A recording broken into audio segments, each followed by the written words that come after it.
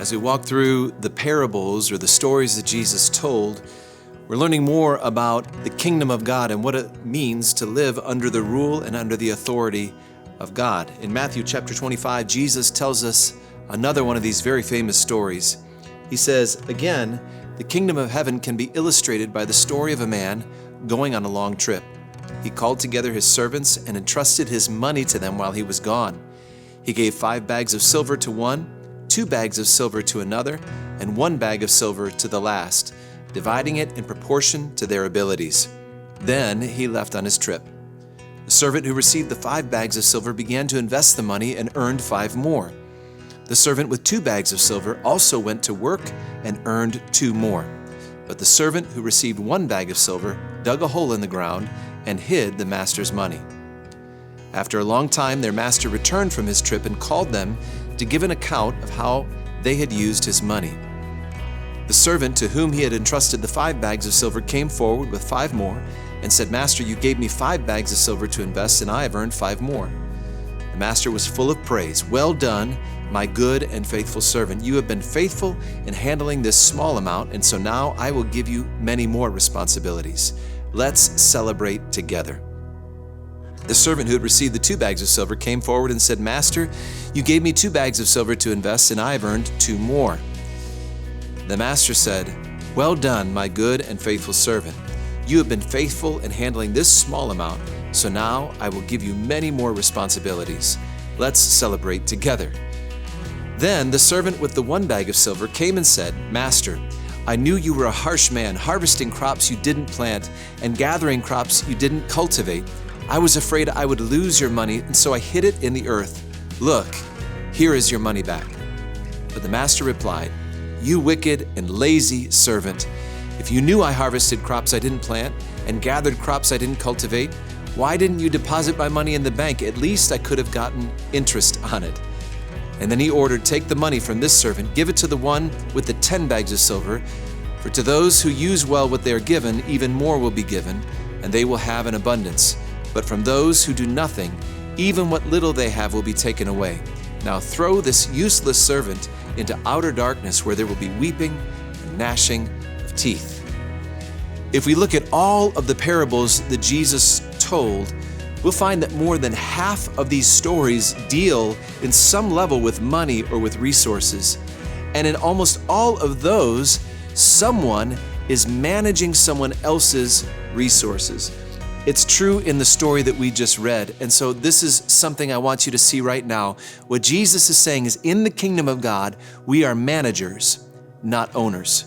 We're stewards, not owners. We were created to hold something in trust for someone else and to cultivate it to flourishing.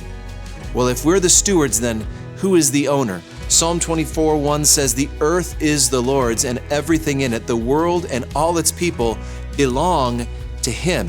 That means God is the owner. Even you have been stamped with God's image because you belong to Him.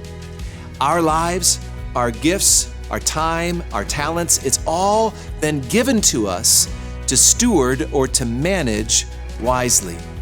So we are actually designed to feel a deep satisfaction in stewardship. Problem is that our sin fools us into thinking that we should be owners, and it actually makes us obsessed with owning these things and calling them and treating them as if they were ours. If I realize, though, that every good thing that has come to me is actually given to me from the wise hand of God, from the loving hand of God, and that He is asking me to hold on to it for a time only, then I can hold it loosely and purposefully. The generous hand of God has entrusted to you and to me all of the resources, all of the good gifts that in His wisdom He determined that we should manage. Now, the problem is, instead of managing these gifts, people sometimes try and get meaning from their gifts. Don't ask your family or your marriage to give you ultimate meaning or security. Don't ask money to give you significance or identity. Everyone has different gifts to manage. One servant is given 10 talents or 10 bags of silver, one is given 5, and another receives only 1. Each servant was responsible only for managing what was entrusted to them. The evaluation at the end of good and faithful servant had nothing to do with how much each servant was initially given, but how well they had managed what was entrusted to them. So many people spend too much time, too much energy, worried about the gifts and resources that other people have been given instead of tending to what God has entrusted to them.